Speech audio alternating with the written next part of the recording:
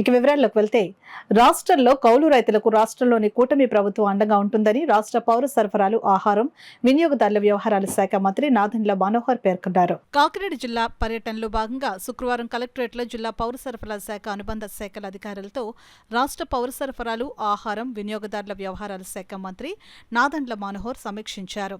ఈ సమావేశంలో రాష్ట్ర పౌర సరఫరాలు వీసీ ఎండి వీరపాండ్యన్, జిల్లా collector Shan Mohan Sagili, joint collector S Ramasundar Reddy, Kakinada MP Tangella Uday Srinivas, ఎమ్మెల్యేలు వనమాడి కొండబాబు, పంతం నానాజీ, వరుపుల సత్యప్రభలు ఈ సమీక్ష సమావేశంలో పాల్గొన్నారు. ముందుగా వ్యవసాయ రంగంపై మంత్రి నాదెండ్ల మనోహర్ సమీక్షించారు. ఉమ్మడి తూర్పుగోదావరి జిల్లాలో కౌలు రైతుల సంఖ్య గణనీయంగా తగ్గిపోవడం పట్ల వివరణ ఇవ్వాలని అధికారులను కోరారు.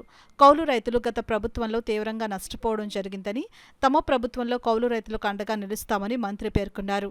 అలాగే పౌర సరఫరాలపై సమీక్షించిన మంత్రి ఎండియు వాహనాలను స్వాధీనం చేసుకోవాలని, తమ పరిధిలో ఉంచుకోవాలని పెద్దాపురం, కాకినాడ ఆర్డీఓలకు మంత్రి సూచించారు.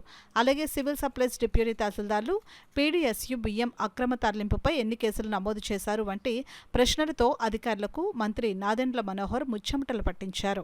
ఈ సమావేశం అనంతరం మంత్రి నాదెండ్ల మనోహర్ సమావేశం సారాంశాన్ని మీడియాకు వివరించారు. 10 రూపాయలకి వీళ్ళు కిలో కొనేసి ఎక్స్పోర్ట్ చేసుకుని వేల కోట్ల రూపాయలు సంపాదించారు. ఉదయం నుంచి క్షేత్రస్థాయిలో అనేక ప్రాంతాల్లో సిబ్బంది ఏర్పాటు చేసి, టీమ్స్ ఏర్పాటు చేసి 10 చోట్ల దాడులు జరుగుతున్నాయి.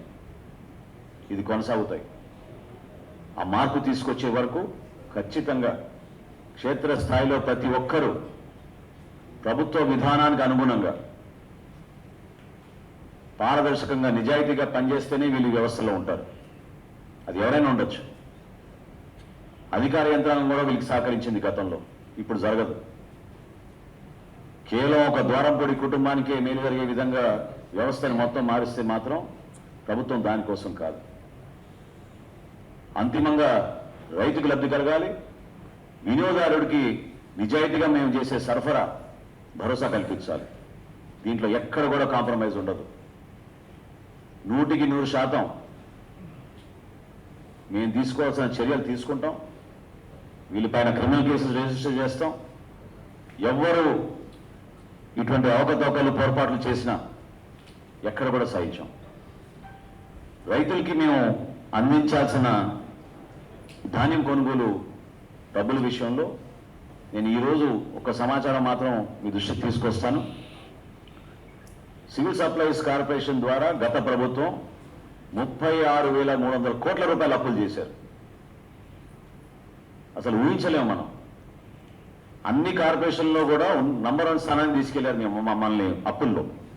36,300 కోట్ల రూపాయలు అప్పులు చేసి రైతులకి మాత్రం 1,600 కోట్ల రూపాయలు బకాయిలు వదిలేసి వెళ్ళిపోయారు. ఇది వాళ్ళ నిజాయితీ. కానీ మా ప్రభుత్వం వచ్చిన తర్వాత ముఖ్యమంత్రి గారి దృష్టికి, ఉప ముఖ్యమంత్రి గారి దృష్టికి తీసుకెళ్లిన తర్వాత ఇమ్మీడియట్గా ముందు మనం రైతులను ఆదుకోవాలి, ఏ విధంగా మనం నిధులు సమీకరించవచ్చో ఒకసారి దానిపైన అవగాహన తెచ్చుకుని త్వరలోనే వాళ్ళకి ధాన్యం మేము చేసిన కొనుగోలు ఖచ్చితంగా వాళ్ళకి నిధులు వచ్చేటట్టు బహుశా 1-2 రోజుల్లోనే మేము ఒక నిర్ణయం తీసుకుంటాం. ఆ విషయాలు కూడా రేపటి రోజు నేను వెల్లడిస్తాను. దయచేసి ఎన్ఫోర్స్మెంట్ విషయంలో కానివ్వండి, నేను ఈరోజు ఉదయం మా ప్రజాప్రతినిధులను కూడా కోరాను. వాళ్ళ సహకారం ఎంతో అవసరం. రాజకీయ ఒత్తిళ్లు ఉండకూడదు, నిజాయితీగా పనిచేద్దాం.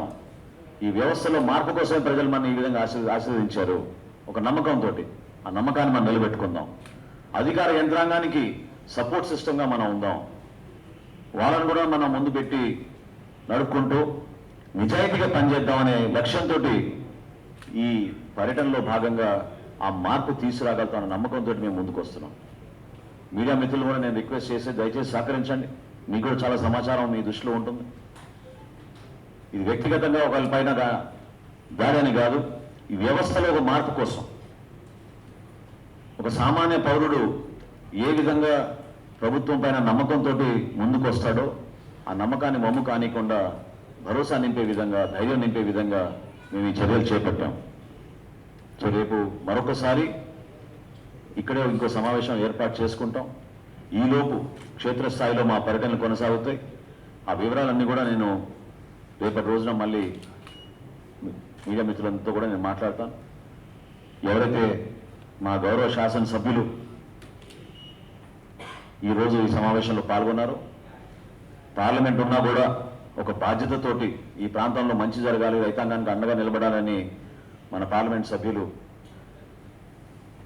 కష్టపడి ఉదయమే అక్కడి నుంచి బయలుదేరి ఢిల్లీ నుంచి వచ్చిన ఉదయ శ్రీనివాస్ గారికి, పంతం నానాజీ గారికి, కొండబాబు గారికి, కలెక్టర్ గారికి, జాయింట్ కలెక్టర్ గారికి అందరికీ కూడా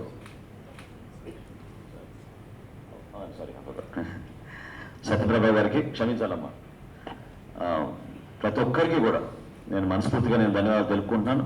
మనందరం ఒక టీం లాగా కలిసి పనిచేద్దాం. ఆ మార్పు క్షేత్రస్థాయిలో ఖచ్చితంగా చూపిస్తాననే నమ్మకంతో మీ అందరి ఆశీర్వాదం కోసం ఎదురు చూస్తున్నాం.